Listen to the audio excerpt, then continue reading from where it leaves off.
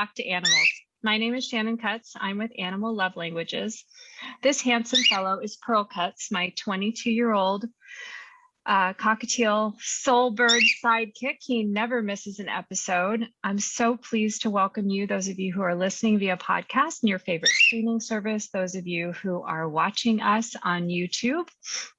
Let's Talk to Animals is a passion project of mine. I've been an animal lover all my life, more recently an animal communicator, and just really in massive learning mode, super excited to help others who are interested in animal communication, what it's all about, what it feels like, how it can help your animals, what it can do for your own awareness of what it means to be alive.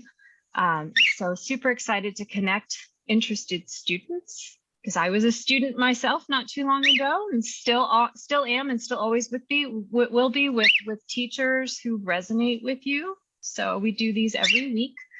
And today's guest, I am so excited to welcome Ana Maria Vasquez of Intention Training. Welcome, Ana Maria. Hello. Oh my goodness. It's so important that we have these conversations. And I'm grateful that you've created this space and that you're including our animal friends. I'm absolutely in love with Pearl. So this is a phenomenal start.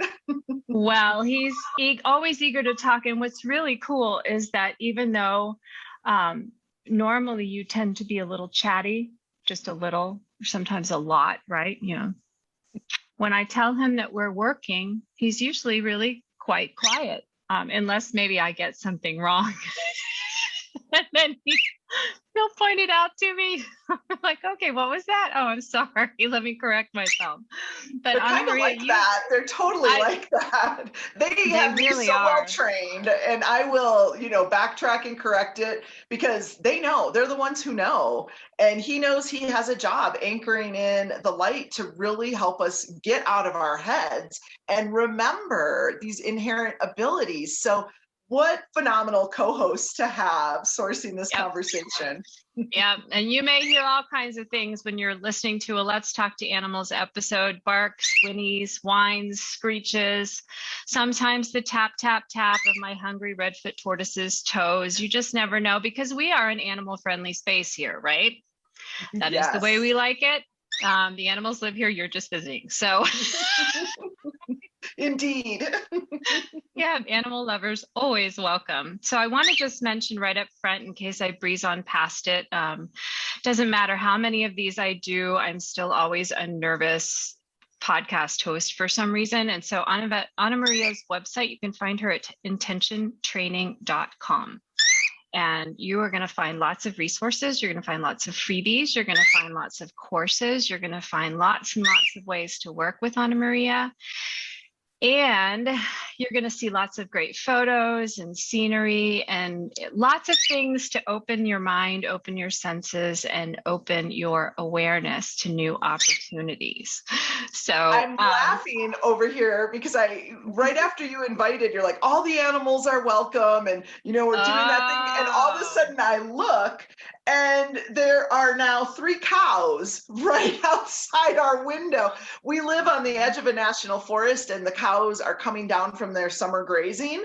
And clearly somebody got through the fence and paved the way for a couple others, but it's okay. They're at the horse trough, so they're watered and they're eating, and my partner and the rancher will get them where they need to be. But I think it's phenomenal, right? Like, we've got all these animals showing up. My Great Dane, Astro, just sat up residence right outside the door to hold the energy. And my cat, Sammy, is sunning in the sun there. And I'm sure the horses will come by here in a few minutes. So we are all in the right place. We certainly are. We certainly are. So let's start at the beginning. Why don't we? I always like to just kind of get us grounded by talking about, when did you even discover that communicating with animals was a thing? Like, that it was even possible? Take us back to the beginning. When I was a kid, it wasn't a thing that I knew of. I didn't see it on TV. I didn't know anybody who was. And I actually grew up in a very conservative church going home. And so anything outside of praying to Jesus was the devil. And so I didn't know it was possible. It wasn't until I was much more grown, probably in my 20s or 30s, that I would actually hear the term animal whisperer, animal communicator. And I still thought, that's interesting. Like, how lucky are they? And it wasn't until, another decade or so into my 30s, probably, before I learned that we're all wired to do it. And so then I was like, oh, this is a possibility. Even though I may have had some doubts, I leaned into that possibility. Fantastic. And so when you started leaning in, how did you start to tune in? Because there are a lot of people, and I used to be one of them. Full disclosure, I was the one that hired animal communicators to help me manage my interspecies family, and especially when new members started coming along.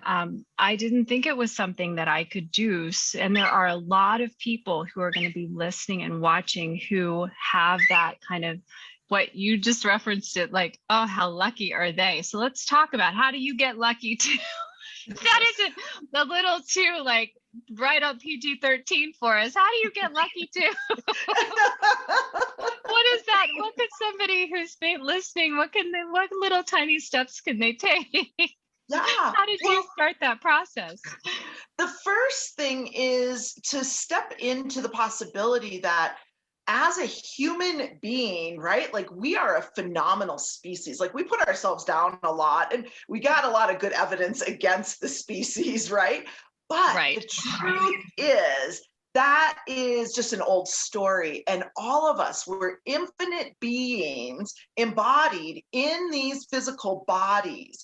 And we have energetic wiring that hooks us up inherently to connect with all of life force energy, whether it's in a cow, whether it's in a bird, whether it's in a rock, in a tree, in a lake, in a landscape, a mountain. And I look at it like, anyone can learn how to play the piano, right? Like, they'll show you this is how it works. And now not all of us are going to be good at it, right? Like, I just plunk around and just make noise, right? And just do the whole thing because it sounds cool. But there are other people who really put the time and energy into it because it moves them, and or they really do have a predisposition to it. And that's how I look at animal communication, interspecies communication, interbeing communication, whichever access we're talking about, that it is available to us. And it's really, how much time and energy do you want to put into it? And it's not even that it's hard work, but it is reprogramming your brain to open up to the possibility, because we've believed our limitation for so long. And so the first thing is to lean into the possibility. And then the second thing, one of my teachers, the way that she described it was, we are learning to raise our vibration so that we can connect to that flow of divine inspiration and information, again, regardless of where it's coming from, for us to find that sweet spot where we can make the connection and create that circuit. So the first thing, of course, leaning into the possibility. The second thing, raising your vibration. And so what I tell people, and I tell my students, what are you marinating in? What's going in, on, and around your body on a daily basis? Because all of the nonsense that we hear, coming through news feeds of all sorts, they have a lower vibration. They're a vibration of fear. An easy gauge is this of love or is this of fear? If it's of love, it's a high vibration. Then when we look at the products that we use every day, there are so many things, these fake fragrances, synthetic fragrances, preservatives, food colorings, different aspects that are in cleaning products, yes, and cleaning just products, makeup, everything. And when we put it in, on, or around our body, they act as neurotoxins, and they actually scramble the message. And so it makes it harder for you to intuit, right? Like if I go on some kind of crazy junk food binge, I'll hear static. Like I'll get the message. I've got a well-worn path, so I always get them.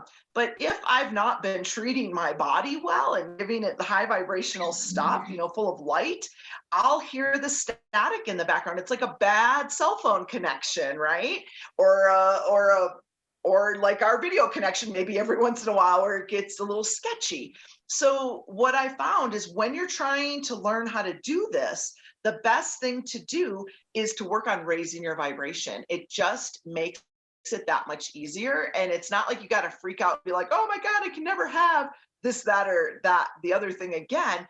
But I will tell you time and time again, I've learned that when you clean up your vibration and clean up what you're putting in, on, and around your body, it makes a difference. Well, and it's really interesting that you share, what frequency are we vibrating on? Are we making it easier, or are we actually putting obstacles in our path? And I will submit, for those of you who may be listening or watching, animal lovers, we tend to seek out clean energy, clean eating, clean living, clean cleaning products, ways to help the environment, that compassion and that care, which starts with wanting to make sure that our own animals don't encounter toxicity through our hands.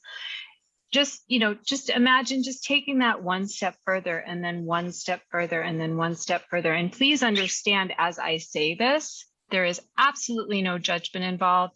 I may or may not have a package of crunchy and delicious, highly processed Cheetos in my pantry right now. Pearl happens to love the crispy plastic bag they come in. It's not about perfection. Everything about communication, whether it's with our own species or with another species, is all about progress. We're never going to perfect. I don't even have communication with my own species perfected yet, let alone communicating with Pearl or my Redfoot Tortoise Maltese, or our Dachshund Flash Gordon, or my box turtle Bruce, or you with your wonderful menagerie of the cows and the horses and the cats and the dogs and the birds and all of the species that are gathering around us. So just consider, how do you feel after you've consumed something, whether it's a news source, whether it's something to eat, whether it is the company of another individual, whether it is the kind of work that you do, because animal communication is sensory based. Doesn't mean it happens exclusively through the senses, but it is sensory based. And so when you seek out things that consistently make you feel better, then you know what better feels like. We all know what better feels like, even if we don't always have those handy lists of exactly which adjective perfectly describes it, Consider how that might be opening up your energetic and intuitive pathways, helping you discover that this is not like going to school, which I personally didn't particularly love, So you brought up a really good point before, where you said we will do all of these things, to make sure that our animals aren't exposed to these different toxins, right? Like we will shift all of our cleaning products, and we're shifting their food and all of this because we love the animals so much. But also, those who love the animals so much, we are typically very high sensitive and high empath, and we feel everything, and we don't always extend that same consciousness to ourselves. And we feel so much, right? Like the plight of the animals, it will reduce you to tears if you spend too much time focused on everything that's wrong. Exactly. And then we feel everything, we feel everyone. And when we don't have an understanding of what's happening and how to process it and how to ride those waves and move through it and use them in a way that is serving to all and for the highest and best good, we tend to stuff ourselves with those low vibrating things to try and numb it out, or we don't understand how it works, and it doesn't feel like a blessing, and it doesn't feel like there's a path to that amazing connection. So I feel like us learn, and again, there is no judgment, right? Like, we are here to experience all of this. I love to refer to myself as Zorba the Buddha, right? Because I want to experience everything. I love that we can taste and feel and smell and connect and all of these things, right? Like, I love all of that. And there's a moderation to it, right? Like, and I love a Cheeto and all of these things. So we just need to start to see it differently, right? And again, when we take the emotional charge off of things, that shifts it for us as well. And it's all these little nuances in the energy that no one taught us, because once we moved out of the forest collectively as humans, we began to forget. And so who would teach you, right? Like, no one in my life knew to teach me that. They just threw chicken nuggets at me when I was hungry and young, right? So, I didn't know. But as I began to know, and as I began to learn, I shifted, and I saw and felt and experienced the change that it made. So again, no judgment. We're all where we are on our path, and we use all of it for the higher good. And once we have the understanding and the understanding of the mechanics, we can begin to shift the things that we thought were weird about ourselves into our wonderfulness. And to me, that's the sweet spot, and that's where the magic happens. And that's where we really step into that unity consciousness. And that's such an interesting point, because when you think about it, it's like, yeah, of course we want to talk to animals, but why would an animal want to talk to us? And the trust that comes where, we're entering into this conversation mode, if you will, with another species. It's because we've already experienced a very powerful connection of unconditional love. Our own animals, they love us on such a high frequency. They love us so unconditionally, and it creates such a close bond. It's a mentoring bond. It's a teaching bond. It's a bond of discipleship, if you will, or definitely student teacher. And the animal is always willing to enter into the conversation from that perspective. And I truly have started to feel like animals dangle this unconditional love in front of us to get us to the point where we're willing to believe in ourselves, even a fraction as much as they believe in us. So we'll at least just give it a try. I have to say this, I'll be a student for the rest of my life. I've been on a very intensive track for the last several months, and it has taken a lot of brave, because it opening up to communicating with my senses through alternative pathways. It's not that I'm not using my mind anymore, it's that I'm using it differently, and I'm making a conscious choice to encourage it to stay in this peaceful, open, very loving and receiving space. And that is not something that most of us are accustomed to inhabiting for long. It's fine if we do it 5 minutes here or there, but then we go back to whatever is on our to-do list, or whatever's running on the TV, or whatever's going on in our lives. And to be able to kind of hold yourself in that higher vibration place for a little bit longer period of time, it takes some brave. And I think that's where the doubt comes in. We get to the point where we're like, oh, because I really honestly thought when I first enrolled in my very first animal communication course, I was like, yeah, I'm going to be the only one that can't do this. Like, there, and it might be visible to everyone else. Like, because I just felt like if I tried it and I failed, I'd be walking around with like, this one can't hear the animals for the rest of my life. It's not like that. The animals are going to go above and beyond to find a way to communicate. If we can just manage to believe in ourselves, and I don't feel like I'm saying this very elegantly, but just tuning into that channel. Okay, maybe here's what I'm trying to say. Tuning into that channel of unconditional love that we feel when we're with our animals is also the channel we want to tune into when we start communicating with them. And animals' company is the easiest way to hold ourselves in that high vibration, high frequency space for longer periods of time. And so start noticing if you feel really closed to the idea that you can do it, but really intrigued and open to the idea that it's possible. Just challenge yourself, or invite yourself, if you will. I don't love the word challenge, to just spend longer periods of time just being with your animal, not necessarily doing. Pearl's with me all day long. Those of you who are listening, you can hear chirping. That's him. He's on my shoulder right now. Those of you who are watching, you get visual confirmation. But he is with me all day long, but I don't spend a lot of time just being with him. And when I do, it can start to feel a little uncomfortable.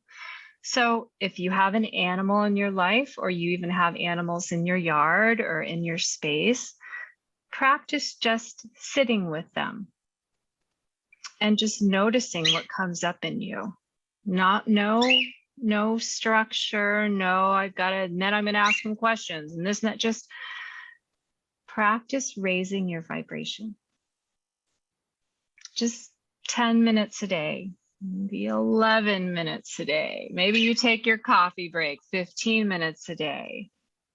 Ana Maria, how does that sound for you? Is that? Well, that is so perfect. And it's, one of the tenets that I teach when we're trying to connect in, right? Like go into gratitude. Sometimes we don't, I call it having that well-worn path. Sometimes we don't have it yet, right? And so it's a little rocky, but when we go into that space of gratitude for that animal, right? What's happening is we're dropping into our heart space.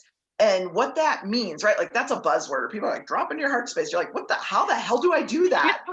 What the easiest way to drop into your heart? Do I right click or left click? Yes, where do I drag it? Is that a double click? I don't know. So dropping into your heart space, it's what you're doing is you're establishing heart coherence. So Heart Math Institute, they talk about that coherence all the time. And what that is it's a portal or a vortex into the quantum field. And that's where we connect to everything. So when we spend time watching the squirrel or the birds in the backyard or our own animal, right? Like I say, you're in the heart space when you hit that awe moment, right? Like, oh, they're just so damn cute. Look at their little paws or the little beak or, whatever. The little claws or the little scales or whatever it is. Yes, exactly. When we're in that awe, we've dropped into our heart space. And that's what we're practicing doing. So, and being in that space naturally raises our vibration. So you see that it's all layering on itself. And that aspect of gratitude, to me, it's just the easiest way into it. Again, without any agenda. And the more that we practice it, the more that we spend there, we make that path well-worn. So we know our way in there, right? Like when I first started doing it, everything had to be quiet and there had to be candles and incense and, I had this long routine, right? To prepare. Yes. Now, I can be in a crowded place and just drop in like that. And it's not the big to-do it used to be because I have a well-worn path. I know the way there now.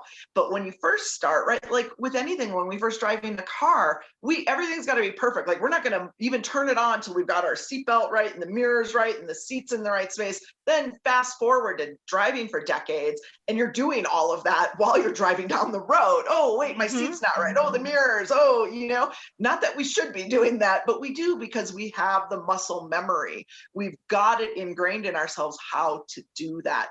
It's the same thing with animal communication. You put the work in at the front end to understand the mechanics and how it works for you. And you fine tune that, and then it becomes easier and easier and easier. And we're always expanding, right? Like I will always be expanding my abilities, my understanding. I'm a lifelong learner. And every time I think, like, oh, that's so great, they taught me that, they take me to the next piece that I didn't even know was there. Yeah. Yeah, so it's really important. Usually I say it in the beginning, but I was just so excited. I totally forgot to say it. This is the universal language of all species that we're talking about here. This is a birthright. It's a program. I liken it to a program that it came with your operating system, with your, human 101 operating system.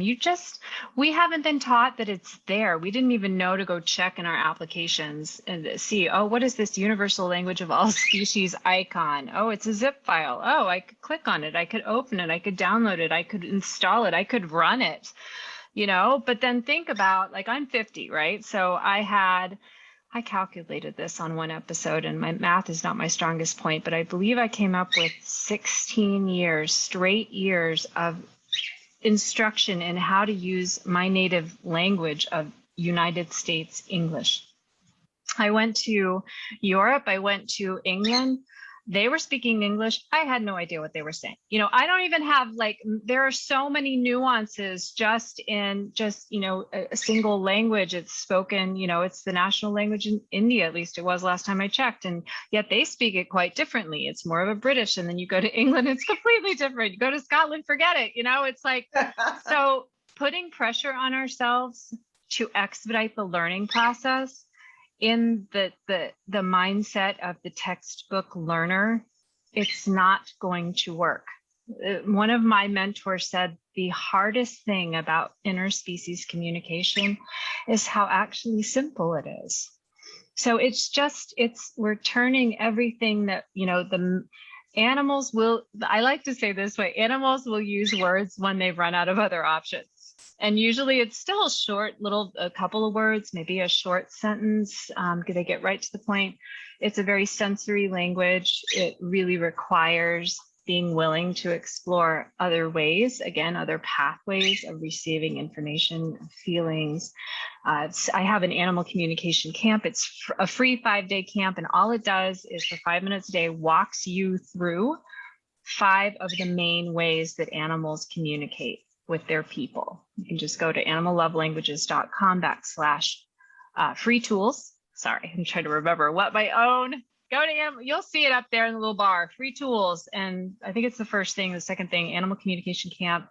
And you can just learn for 5 minutes a day. And these are just, there's so many ways. And like you said, Ana Maria, maybe you learn these 5 ways and then the animals are like, oh, and then let me show you these 50 other ways. But let's just start.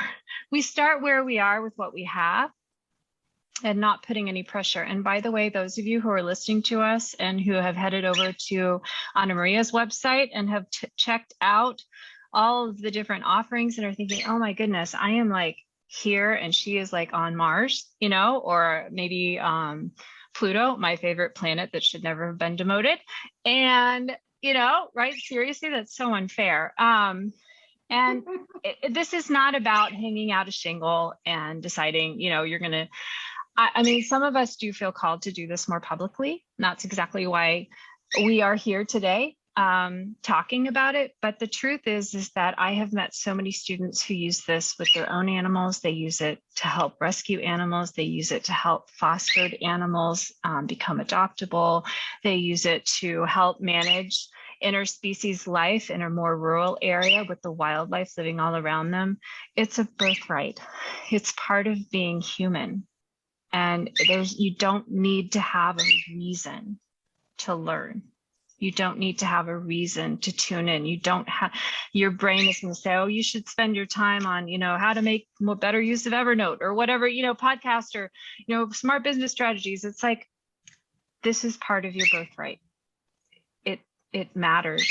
It's the only way we're going to save our planet, because when we connect, we care, and then we receive information that we would never have known otherwise to help. We learn how to be a part of and what we can do to work together, to work with. Ana Maria, this feels like a really good time to talk with you a little bit more about some of those offerings. The ways that, because of course I don't teach it, the animals haven't asked me to teach thus far, but they have asked me to help connect. And we always are going to need more. We think about the ratio of animals to people. Yes, we are the single most populous species, at least multi-celled organism species. And, we need the most help learning how to communicate, but there are so many animals that want to talk but for want of a human communicator that can serve as that bridge. And so if you're even the slightest bit interested, you're called and you're wanted and you're needed. So Ana Maria, tell us a little bit about what you'd recommend for someone who's listening, who might want to work with you, who might want to study with you and take those first steps. Yeah, well, it's so interesting. Like you said, not everyone's called to do the teaching, right? Like when it first really developed, when I was able to step into my abilities, and I really was very self-taught and nature taught, right? Like it started with the trees and then the animals and moved on from there. And then I'm always doing professional development. So I'm constantly listening and reading and learning more. But when it first came in, I was just ecstatic, right? Like, this is going to be great. I'll just read for people for the rest of my life and just be happy. Like I had visions of myself in a rocking chair with, really white hair and just still doing readings, right? Like talking to people's iguanas and stuff. And I was happy as clam about that. And then I started getting the nudge from, I call it my cosmic committee, my whole conglomerate of guides and such, and from them. And I was able to like keep them at bay for a while. And then, my community started stepping forward and saying, it's great that you read for us, but I want to learn how to do that. How do you do that? And I was like, like, I'm not really sure how to explain it to someone else. And so I took the time to go in and dissect it and see and ask questions and reverse engineer it, right? So that I could come back into it and explain it, what's happening. And I've learned, especially with our grandchildren, if I can't explain it to a 5-year-old in a way that they can understand, then I don't really understand it myself. And so that has been a gift to really hone in explaining that. So I would say first, if people are resonating with what we're saying, to go to the website, and I have a free gift, the top 5 ways to connect with the animals in nature. And fantastic.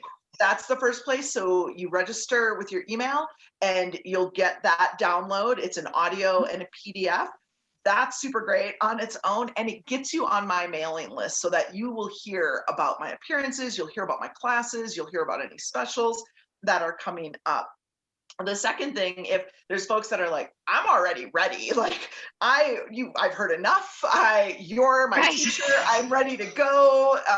And the beautiful thing, I'm so honored, right? Like I absolutely help folks who are just leaning into the possibility, but I've been honored to be a reader for other readers and a teacher for other readers in their own ongoing professional development. And the ways that I teach and the information that I share is so pertinent to everyone along the way, all along their journey.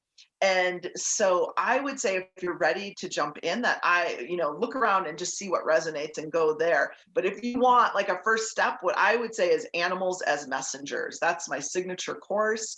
And I teach using symbology to trigger the intuitive side of our brain, to work with the analytical side to help make sense of how the animals are delivering messages to us as the primer, really, for that conduit of information to come in. And so again, whether it's a newbie or someone who's been doing it, it is a little bit of a different slant on the way that people typically teach connecting with animals. So I would suggest the Animals as Messengers course. It's got 3 weeks of content in it. And then there's a live group session as well, where you can get your questions answered, like, what? I didn't understand this, but we cover animals in the wild as messengers and the way that those messages come to us. It's almost like I see it sometimes, almost like a Disney movie, right? Like they're like, cue the rabbit. We ask a question, then our team is like, cue the rabbit, cue the deer. And they come in and what typically happens is we keep asking and we don't listen for the answer to come in, and the animals can help us with that, especially those of us who already are wired that way to connect with the natural world. We cover companion animals as messengers because those messages are very more pertinent to us, right? Like it's very, very pertinent. And then we talk about shadow animals. And this is something that I don't know very many people who talk about this. We all know what power animals are, but shadow animals are the animals who they we feel that intense energy, whether it's fear or even, animals who are being abused, like that brings up strong energy in us, right? That strong energy, but on the low vibrational end. And it's not there for us to go on this hate spree of the human race for what they're doing, but rather to teach us to be with it in a different way. And even the animals that we're afraid of, spiders, snakes, lions, tigers, bears, oh my, whatever, they're all there to teach us something. And when we can step into receiving what it is they're there to teach us, we can turn it from a shadow animal into a power animal. And the potency that's there is phenomenal. And coming from someone who used to have a spider as a tremendous shadow animal, to now, like I had spent a half an hour with a little spider outside this morning where, 20 years ago, that would not have been possible. Right. To do that. And, to be able to step into it in a whole different way and to see it in a different way. So that's where I would say folks who are resonating with this conversation to start there. I think that that's fantastic advice, because it can feel really overwhelming to take a look at, some of these very intensive courses that teachers offer, that really may be designed for someone who has decided, like you and I share a similar background in that, we had kind of a series, like a massive upset at one point in our lives, and it really shifted everything. And that was when the animals started coming in and, issuing this invitation to do something on a more public level. And that's fine. There are all kinds of gifts that are needed in this world, and interspecies communication is not an either or endeavor. So find something that feels manageable for your current schedule, because this is joyful work. This is self-evolution is an opportunity. It's a gift. If it feels like a burden or a chore, you're probably putting too much pressure on yourself. You're probably setting yourself up for self-disappointment and even, a feeling of failure. And that's not necessary. The soul has all of the programming. Your soul has the same programming, my soul, Ana Maria's soul, everyone else's soul. There's no deadline and there's no pressure. It's like, if you think about waking up in the morning, do you put pressure on yourself? You got to do it right. No, you move from sleep into waking. And it's something, this is what this process feels like when it's done with self-love and self-care and a true desire to communicate in a very high level frequency with our interspecies planet mates. So I just really think, if you're not accustomed to being gentle with yourself as far as your to-do list, this initial program, start with the free tools. We both have free tools. I'll tell you how I got started. Because of course I shared earlier that I didn't think, I was sure I was going to be the only one that couldn't. And I love that you said iguana, because that was seriously the first animal that I talked to was an iguana. I was so expecting a dog. And then I started seeing this yellow, smooth skin. And I was like, not a dog. And yeah, so it was really fun. And I was like, but my first thought was, wow, everybody can do this, including me. And, it was kind of like, chasing a ball. It wasn't like, filing papers. It was like, it just felt very joyful. But I had my first experiences when I hired somebody to do a session with my animals. And that is another great way to expose yourself to what it feels like rather than what it thinks like. What does it feel like in your mind versus what does it feel like in your heart and your body? Because you might think, oh, this is a bunch of woo. And I totally get that. That's valid. We shouldn't just, I love what Don Miguel Ruiz says. He says, be skeptical, but learn to listen. It's the fifth of the 4 agreements. How about that? He has a whole book on it. So it must be a really important one. I love his work. But so, when the communicator comes back with information that resonates at a very deep level. And you're like, yeah, you really are tuning in with my animal. And then you start to see changes. It's like the brain can doubt all it wants, the heart knows. And if you've ever had a gut instinct, if you've ever had one of those knowings that just won't go away, no matter how much your brain argues with it, that's what animal communication is like when it's authentic. And it's, that's how you know. It feels the same as one of those gut instincts. You just can't ignore the hunch or a knowing, or like, oh, I should do this, I shouldn't do that. Or you think of somebody and they call and it's like, that was not a coincidence. And you don't know that, but you know that. Those of you who are listening, you can't see me pointing to my head and then my heart. I have to forget that when I'm staring at myself on Zoom here.